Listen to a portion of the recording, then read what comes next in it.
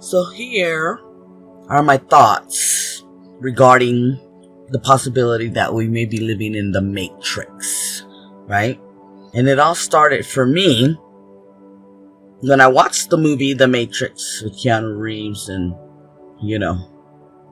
Lawrence Fishburne, Neo and Morpheus, and of course Trinity. But I don't know, I guess I had a different view on it than the majority of the people who watched it.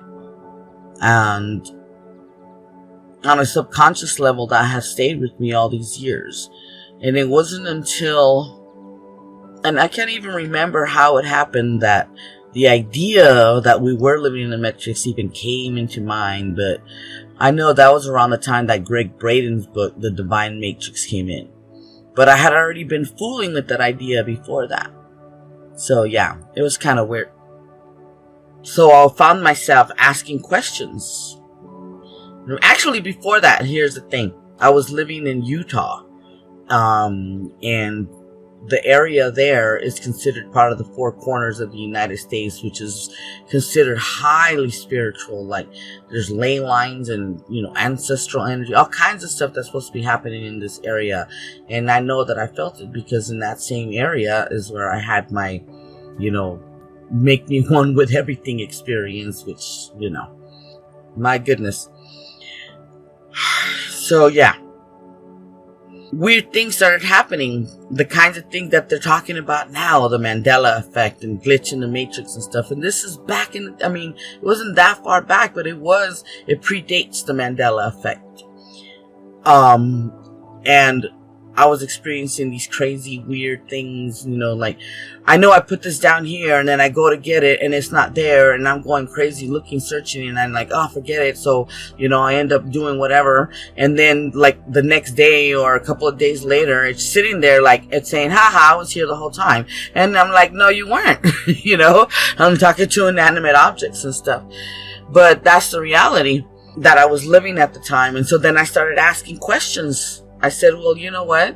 I said, because I started experiencing this weird buzzing in my head that at first it reminded me of when I got the flu back when I was 15 years old on my 15th birthday party, I remember. But I never got sick. It was just the buzzing. So I looked it up on the internet. I said, what does it mean when you get a buzzing in the brain? And, the list of things comes up. And the first thing that it starts talking about is tinnitus and ringing in the ear. And I'm like, I didn't say ringing in the ear. I said buzzing in the brain. And so then the very next thing that was there was this site that said something about like 45 signs of spiritual awakening. And I was all like, what? Okay. So I clicked into it and sure enough, there were like, 45 signs or so. And one of them was about, that really caught my attention was that when the student is ready, the teacher would appear. And so I guess I kind of ruminated on that for a while. And so I was watching all these synchronicities happening and stuff. And it was just like, so I started asking, and I did. I remember I was sitting in my little casita. It was a one-room apartment that I had. That, I had a screen separating my bedroom from my living room kind of thing. And I was sitting in my living room area and I was watching a movie, or I think I was reading a book. I don't remember, but all of a sudden I posed it. I said out loud, kind of like to the universe. I said, if we are living in a matrix, there has to be some kind of key or something, right? Like a handbook, a way of navigating it. That's kind of how I put it forth. And I said, so, let's see this handbook. Hand it to me. Whatever, right? And so, kind of forgot about it. Stayed in the back of my mind after I forgot about it. But, went to the back of my mind and I went on with life, working and what have you. And so then I decided one day to go through these books that I had in the box there, not by the door. Bunch of used books, okay? Let me make that very clear. Used books, either from the Desert Industries over in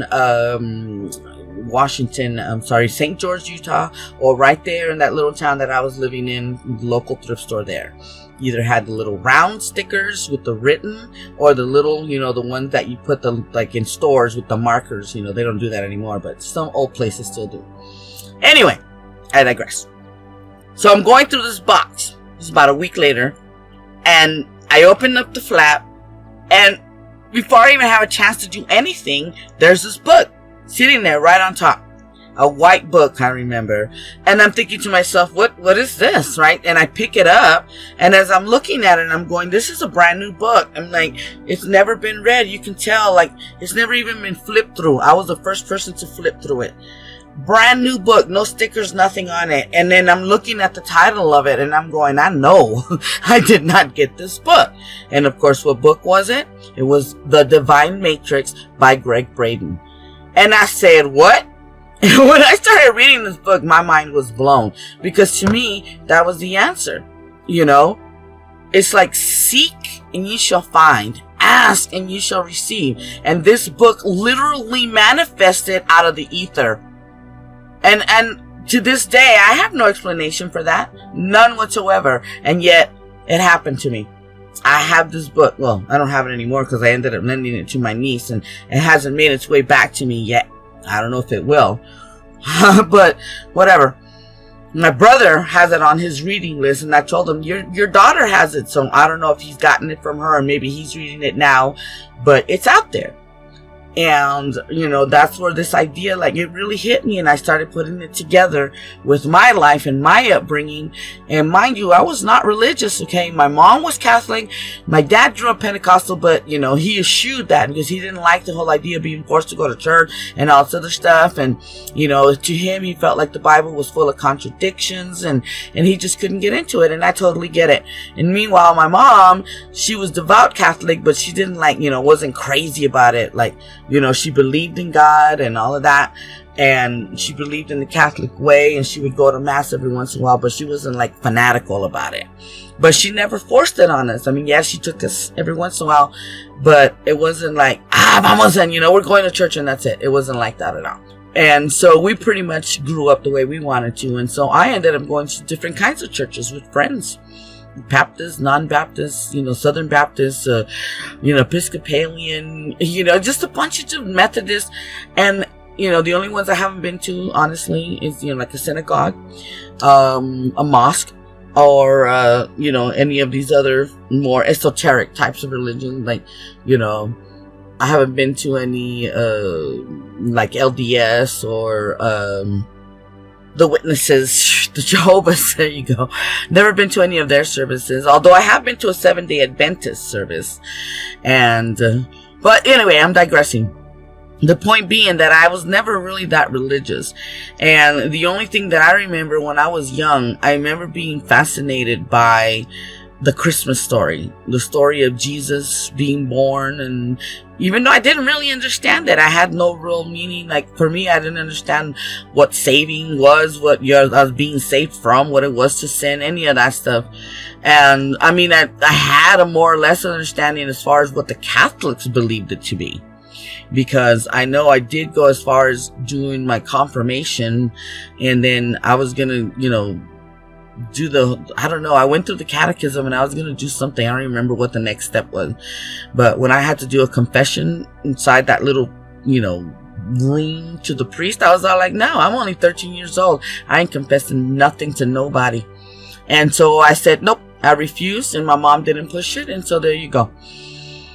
So, but another fascinating thing that I thought was really very interesting was, you know, the idea of Adam and Eve also, because it was like this idea of these two beings being created and being able to eat of everything in the garden except one tree. There were two trees that were in the midst, and only one of them they were not allowed to eat off of. And instead of eating off of the tree of life, and therefore they could have lived forever, they chose to eat off of the one tree that was forbidden. And I always wondered about that, even at a young age. I was like, what the heck is that? What kind of story is that? You know, what is that supposed to mean? And then the other story, and this is the one that's relevant to this whole living in the Matrix kind of thing, is that I had this fascination with Noah's Ark. Like this idea that the creator got so upset with its creation that he said, nah, I'm starting over.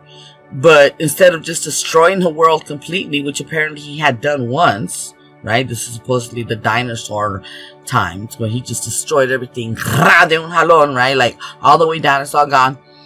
But, you know, he kind of regretted that, and so he had to start all over again. And that's kind of like, you know, Adam and Eve was just starting over. I don't know, honestly, if Adam and Eve falls into starting over, or they were the actual beginning. I'm kind of confused about that one at the moment, but we'll get back to that one.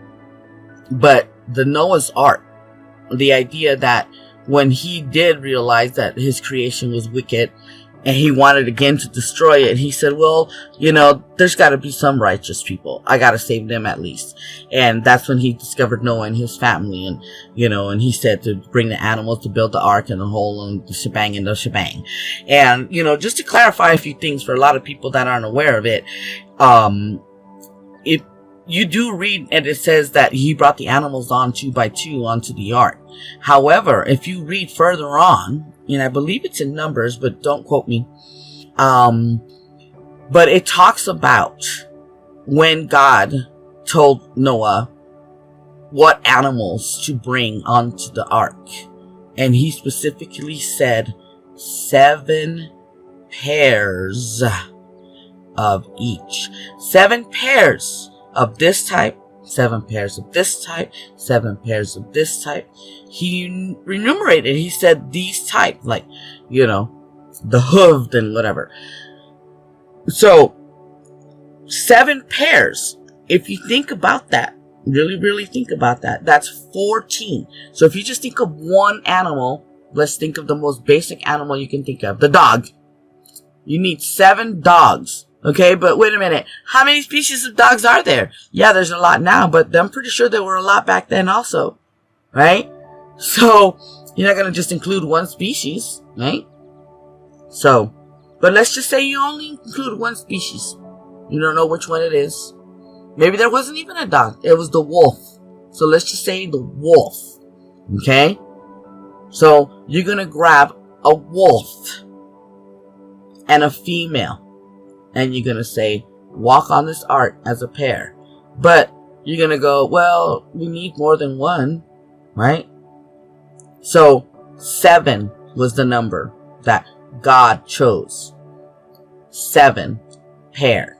That's 14 wolves. Okay? Now, there's 14 lions and 14 hippopotamuses. And 14 rhinoceroses, and 14 elephant. You get my drift. This ark had to have been humongous. So, but whatever. I'm moving way ahead. The idea was that Noah's Ark became fascinating to me, to the point that literally, if you look in my room, even now to this day, I'm almost 60 years old. Okay, I'm going to be 60 on the 26th of this month, and today is the 13th of September of 2022. Okay. Noah's Ark is everywhere. And I had more than what I have now, is what I'm trying to say. And I had no real understanding as to why, until this whole idea of the Matrix came in. And the way that it hit me is I was sitting there. I had already been exploring the idea.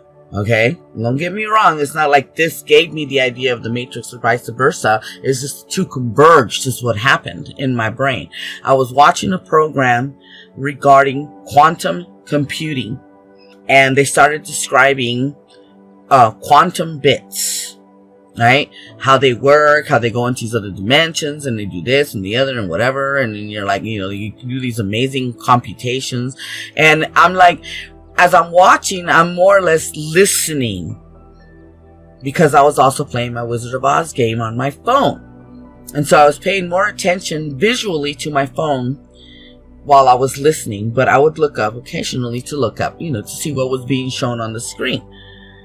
But all of a sudden, I started realizing, like it came to my head because I wasn't really watching, I was only listening, that they started calling these quantum bits qubits. And in that instant, my brain said, what? Qubits? Qubits. Qubits. C-U-B-I-T-S. The length and the measurements that was used to build the ark. Noah's Ark. And in that instant, suddenly I said, boom, that's how you got that many animals on the ark. Because it's a DNA pattern. Qua! Hold on. My mind just got blown. It's a DNA pattern. And that's when I came up with the idea. I mean, it wasn't in that instant it developed, but the instant now, the idea is that the Matrix, right, which is all that is, what we would call God, is a quantum computer. There, I said it. Boom, it's out there. It's in the ether. I can't put it back. So, what do I do with that? So basically, the idea came to me that it was like, in my mind, I saw it as like a book or something that I'm writing. And I said, the collective, unconscious, humanity as code, existing within a living matrix. And the idea behind it really stems from all these ancient sites and the idea of the flood itself, you know, and obviously, I mean, it's science finally now is starting to realize, well, damn it, there was a worldwide flood, and it wasn't just more, it wasn't one, it was more than one. It was like several calamities that happened pretty close together, geologically speaking, not necessarily, you know, close in time the way we consider time, but in geological space of time, things happen very, very close together, and they happened all over the globe. And that's why there's cities under the ocean. I mean, they're finding them everywhere. It's just really crazy. And so, but the other thing that I was starting noticing was also all the clues that were being left within these creations and all this other stuff that was happening, like, you know, the writings on the Egyptians, like all the hieroglyphs and the cuneiforms and the Rongo. I mean, you know, the Mayans and the Aztecs, even the American Indians, you know, the natives here in America, North America, and what have you. It's just like, it's all over the globe, right? Just, the stories abound, and individually you can take them and you go, oh, that's such a cute little legend, oh, that lore or whatever, that myth. But when you take it globally, come on, people, we're not stupid. So can we just like finally wake up and acknowledge that something happened? There was a civilization that was, my God, it was so advanced that to us, that phrase, right, technology so advanced that it would be literally indistinguishable from magic. They had this ability of working with the energies of the earth, with crystals and the earth itself. They looked at it as a living biosphere, like it had consciousness. Everything has consciousness, is how the ancients looked at things. But yeah, something happened, but I believe that they were so advanced that they knew these calamities were going to happen, and so they were able to kind of what's the word I'm looking for, allow for this to happen, right? But unfortunately, I think what happened is that it got to the point where they knew that one last calamity was going to be so devastating to humanity that pretty much humanity was gone. And so what happened is these people downloaded their DNA onto a computer chip of some sort, right? Crystal, probably. And so their memories, because that's what they are now, exist in this matrix that, you know, people are discovering that's not what we're living in now, that we're living in, and they're calling it the game of life, or, you know, they're comparing it to a video game, right? Not so much like the Matrix, but like now you're an avatar living inside. And so I look at that as the collective of all of humankind living within this matrix. And so, like, the few survivors, so-called, right? We're all like, I shouldn't even say that, because we're all survivors, because we're all avatars of avatars of avatars. And so basically we became like a hive mind, I guess is what I'm trying to say so very inarticulately, and I apologize. We became a hive mind that became known as God, what we call God now, as all that is. Because there's nothing that exists outside of all that is. You know, you can think of all that is as being other, as, you know, some people like Tom Campbell, and I'm not, you know, beautiful presentation that he does every time. He's part of the reason that I believe this also, that I'm in this matrix thing, but I just have a slightly different skew on it than he does. He wants to say that it's other, and although what we call God has the ability to appear as other, he isn't other. He is all that is, or it is all that is. So there is nothing outside of it. And just like us, and this is something that came to me very recently within the last week or so. It's like I was just laying there, and all of a sudden I was actually meditating on the I am principle. I am. And all of a sudden it said intelligence artificially made. And I said, what? And so then I said, well, made, another word for something being made is manifested. And so I said, well, that's what we are. We are intelligences artificially manifested, meaning that this body, so-called, in which we are existing, is but a mere fractal, a holographic piece of the whole that we are manifesting through the ether that is the whole. Similar to finding a pattern in the matrix, right? Like you're playing The Sims and building a character. You know, you're like, oh, I kind of like this character and I'm going to give it this color hair and make the cheeks this way.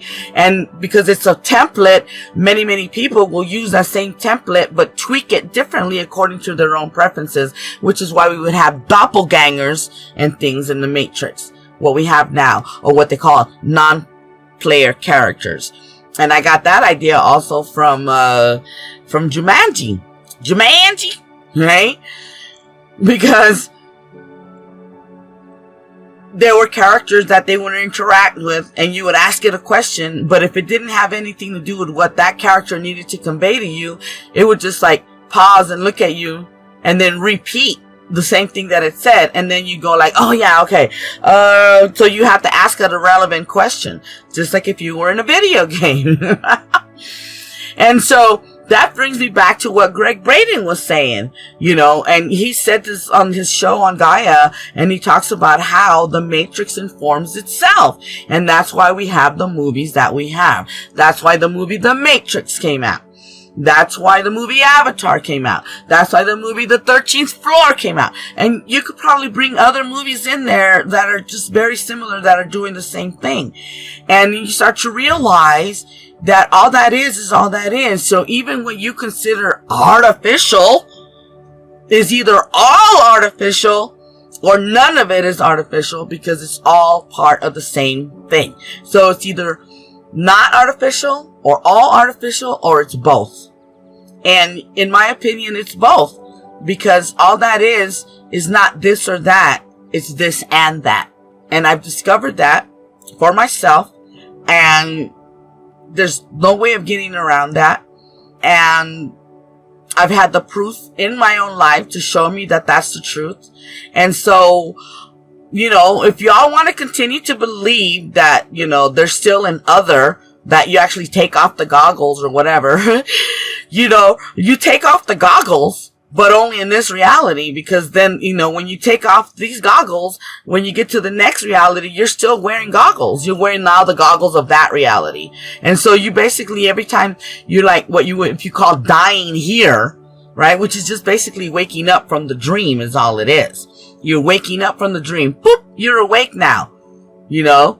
Like Morpheus says, like, have you ever had a dream that was so real and then you woke up, but then how do you know? How can you distinguish between the dream and the real world, right? That's kind of what happens. I've had that. I've had a dream that was so real. I got up, got ready for work or school, whatever it was. And then next thing you know, I'm waking up for the first time and I'm going, well, wait a minute. I know I just did this. Didn't we just do this? You know? So yeah, things like that have been happening to me my whole life. And so basically, it's a dream within a dream. avatars within avatars within avatars. And so what we consider God, right, is just it's not even one main intelligence. It's the hive mind, which is what everybody is now calling oneness, to make me one with everything. And it made me started thinking about like sinning. Like, what does it mean to sin? I learned that it means to miss the mark, or to fall short of the mark. And what is the mark? To atone. And what does it mean to atone? To reach atonement at oneness. And I'm like, my gosh, it's so obvious. I don't know why we're not seeing it, you know? And so the collective unconscious is where I got this, because Carl Jung, and we know that exists. That's where our archetypes come from. And a lot of people are calling that also the ether, or, the book of life, the Akashic records. They're all one and the same. The field, it's all one and the same. And when you say the collective unconscious, it's very much like that, because you're not aware of what's happening in the unconscious level. That's where the collective exists. And so we need to here outside recognize that we are that collective. And so like the individual drops of water, we need to realize that we are the ocean, that we can be both, that we are both. And as soon as we realize that that's what we're doing, that we're missing the mark by only being the drops and forgetting entirely that we are the entire ocean, that's when we reach the Day of Atonement. I'm sorry, that's how I see it. I'm not apologizing. I'm just saying, this is how I see it. This is what I have come to the conclusion. I could be wrong, not necessarily that I'm wrong, but that what I have come up with could have more layers to it, right? That could be added on. But up to this point, this is where I am. And I firmly believe it. I stand by it. And I continue to listen to other people's ideas. David Icke said it all in that, 1977 conference that he did in France, when he said we were living in a simulation, and everybody kind of like gasped and thought that he was crazy. But who's crazy now? All right. Because now ever since then, all kinds of people, cause like right after Greg Braden, James Gate talking about, on this thing where they were talking about, are we living in a simulation, with Neil deGrasse Tyson, moderating it for the Smithsonian, I believe it was, and asking them, what they believed. And they had philosophers and scientists and, astrophysicists and all kinds of stuff. And James Gate is a theoretical physicist. And, he says that he found what they call error correcting codes in the equations that make up, what we would consider the universe. And, so when he says, what do you mean by error correcting codes? And he says they're similar to those kinds of codes that they use in like search engines like Google. And he said not only is it an error correcting code, but it's a specific kind of correcting code that was invented by some man, and I always forget his name. I need to remember his name. Back in the 1940s. 47, I believe he said. And I said, what? And so my brain right away said, oh, I got to talk to my son-in-law because he's a programmer. I'm going to ask him what an error correcting code is. And he told me that an error correcting code is something that we use, for example, in the game like EverQuest, right? That role-playing game that you play online. You put these codes into the programming in case there's a glitch, something happens, and then the code talks to the program and says, no, you're doing it wrong. You need to do it like this. And from that moment on, it begins to do it that way. And so I asked my son-in-law, I said point blank, so wait, what you're telling me is that these two programs, the error correcting code program and the original program, are having a conversation with each other? And he says, yes, in binary. And my mind was blown. I was like in the movie AI, Little David, my brains are falling out. So, see, that's how I see it. And so if anybody else agrees with me, that would be totally awesome. We can discuss it. Maybe you have more ideas that you can say, oh my God, you know what? I had this dream, or I had this thought, and maybe we can, expand on it. I would love to expand on this concept because no one else is talking about it. So I say, we are Noah's Ark. You understand what I'm saying? We are Noah's Ark. We are the DNA storage of the people that died And we are now living here as memories that other people come in and play. And that's where you get this idea of reincarnation, that you lived before. Because we're still the same souls. We're just coming in here into the game of life to finish what we started. That's all I got to say. Thank you for listening. Love you. Peace.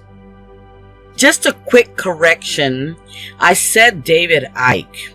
And although David Icke does have that belief of living in the Matrix, he's the one that talks about the lizard people or whatever. And, I'm not discounting that. I'm not making fun of him or anything.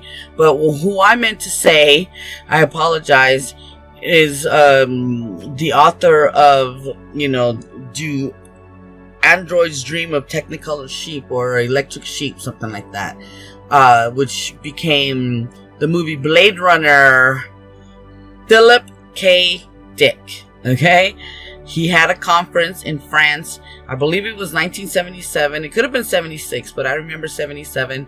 And he made the announcement, and that the reason he knows it is because, he's experienced things that what we're calling now glitches in the Matrix or the Mandela effect. He himself was experiencing back in the day in 1977, where he even wrote a novel that had to do with this, with an altered history where Hitler and his, regime actually won the war. And so to the present day, or to his day, we, the United States and, the world was living under the Hitler regime. But something happened and that timeline got altered, and so we're now on this timeline where Hitler was defeated. And this is one of the things that he mentions, and one of the reasons why he believes. And if y'all get a chance to watch that interview, I would watch it and see what he has to say, because like I said, this was in 1977, and the people in the audience, you could see their faces. They were like, oh my God, this guy's brains are falling out. You could tell they thought he had gone totally nuts. But if you read up on Philip K. Dick, you'll see this man was connected. He was connected. He knew. He saved his own son's life. He had a dream about a condition that he had. And if he hadn't insisted to the doctors that they do the test, his child would have died. And the doctors told him that. So yeah. Look up Philip K. Dick and really look into his stories, and you'll find out. The man, he was a prophet. I believe it. But, there's a lot more to this Noah's Ark thing. This was just like the main gist. But, you bring it all together, the words of Jesus and, the so-called New Age movement and the idea of suppressing it and saying that it's a bad thing and all this other stuff. And like the irony of it is that if you really look at the words of Jesus and you just like isolate the words without all the dogma that gets put on them, and you realize, oh my God, Jesus would have been in this day and age considered a New Ager.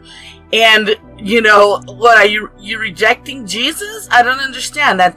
That's confusing to me. But at the same time, I feel that connection that you see how we come back to, the whole idea of Jesus and the Christmas story, because I knew that he was relevant. I just didn't know how, and it wasn't until I watched, the Greatest Story Ever Told, which is the 4-part miniseries. I was already an adult when I first had the first true understanding of who Jesus Christ was and, his miracles and whatever. But even then, when I learned about him, they were colored or biased, if you will, by the dogma of the church. But once I took that dogma away and I just started listening to what he had to say, I said, oh my God, he's a mystic. He was a mystic. He traveled the world.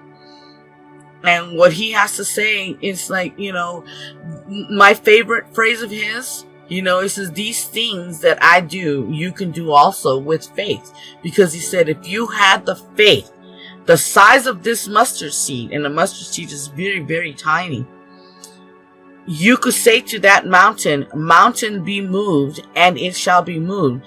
And he wasn't talking about metaphorically, although that was implied. Meaning that there is nothing in your life that is so immovable, even a mountain can be moved. literally, physically. And so, much less so-called, metaphorical mountains. You understand what I'm trying to say? So, Jesus Christ did not just speak in allegory, he also spoke in physical terms. And the reason you know this is because he expressed himself in physical terms in all the miracles, supposed, that he perpetuated. But when you really, really get down to it, he himself did not perpetuate these miracles, because he in fact said to those people who got well that it was their faith that made them well. And the greatest story that I like about that idea is the woman who had the flow of blood for 27 years. I sympathize, because I had one for 9 years, and I said, man, 27, oh my God. And so she's with the throngs following him, that like he's being pushed, and people are following him, wanting to be and listen and touch him and whatever. And in her mind only, she said, if I can but touch the hem of his robe, I will be healed. And so she tried, and she hustled, and she jostled, and she managed to just barely touch the hem of his robe. And instantaneously, Jesus stopped. And the crowd stopped, and they cleared, and he turned around and he said, who has touched me? And one of his disciples were like, Lord, we are pressed in. You see, there are people all around. How could you ask who has touched you? There are many touching. And that's when he saw the woman, and she was standing there kind of cowering, a little bit afraid. And then he looked at her and he said, your faith has made you well. Go and sin no more. So basically, he just said to her, you have hit the mark, my woman. Now go be at peace. Be at one. You have reached atonement. And when you realize it from that point of view, you're going, oh my God, it's so simple. Why do we as human beings complicate the things that are being said to us? Instead of just looking at it very plainly, like in the story of the emperor's new clothes, and the emperor wanting to be so, magnificent, and he hires this, supposed tailor that he's going to make him the best clothes. But this tailor's just a braggart. He don't know what he's going to do. So guess what? He says, okay, I'm going to pretend that I make a suit. I'm going to show him that I have a suit with the hat and the gloves and the whole shebang. And yeah, the emperor put him on, and he's out there marching down the street, all the people watching him, lined up like a parade as he marches down the street, everyone else in full regalia. Meanwhile, he's not wearing anything, believing he's fully dressed, until the little child, a small child, and says, look, mommy, the emperor's not wearing any clothes. Oh my Lord, the mayhem that ensued. And so, for me, it's like, it's all right to have an open mind, right? But not so open that your brains actually fall out. Alright? Don't overcomplicate things, people. Jesus' messages are very, very simple. And all that is all that is. There is not but all that is. We are a fractal of that. And it is something that is considered as having always existed. So, what I'm looking at it as this thing that we call God, that's all that is so ancient in what we consider time, right? Because, we look at our earth as only being, so many billions of years old, and the entire universe itself only being 14 billion years or so. But I believe those 14 billion was when the simulation, if you will, was actually turned on, or when the download began. And so, but as I said, that happened so long ago in what we would consider time and space. It literally becomes eternity, because it happened so long ago that there is no longer any time as we would know it, because it all is happening now in the space of what we call the matrix. And it's a living, breathing matrix. I meant to say that. and it's mutable. We can change it because we realize that the only constant is change. It's an in and out. It's like a garbage in, garbage out. It's a torus field where it's giving out information and then taking in information from us, the so-called individual parts, bringing it back to the whole, which incorporates it, and then brings new information back to the individual parts, which incorporates it and takes it back to the whole, and it incorporates, and it's like it's a constant dance, and it's just been going on and going on and going on and going on forever and ever and ever and ever and ever. And so that gives one the impression that it has always been. And, you know, but even within that, there is this idea that there could have existed that there's something exists outside of it. But I say that no, because once humanity downloaded its DNA into, you know, the quantum computer, however you want to call it, that's where our consciousness now exists. It exists within the vastness of what it has become, the literal hive mind. And so this hive mind is the mind, the individual, the computer itself, what you would consider the hardware, if you will, you know, monitor, keyboard, mouse, whatever, although not in that specific sense, and the software, which would be the programming, obviously, the operating system, you know, all the different things, you know, the avatar creator, all of that. It's all artificially manifested.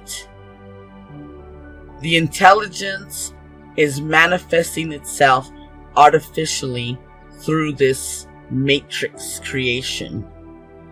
But it's only artificial in the sense that it doesn't have the sharpness or the realness of what the real world used to be before we became this artificial. But the layers become richer and richer as its programming grows and expands within its own matrix. I mean, I hope that's making sense to people, because it's how I see it. And I really, really want to thank you. And I know I added quite a bit to it, and I apologize, but I really honestly thank you for listening. Peace. I love all of y'all. We are one, people. We are one. You are the drops, but you're also the one mind. Don't forget it. The one is the many is the one. And to quote Bashar, who's channeled by Daryl Anka, he says, we are never alone.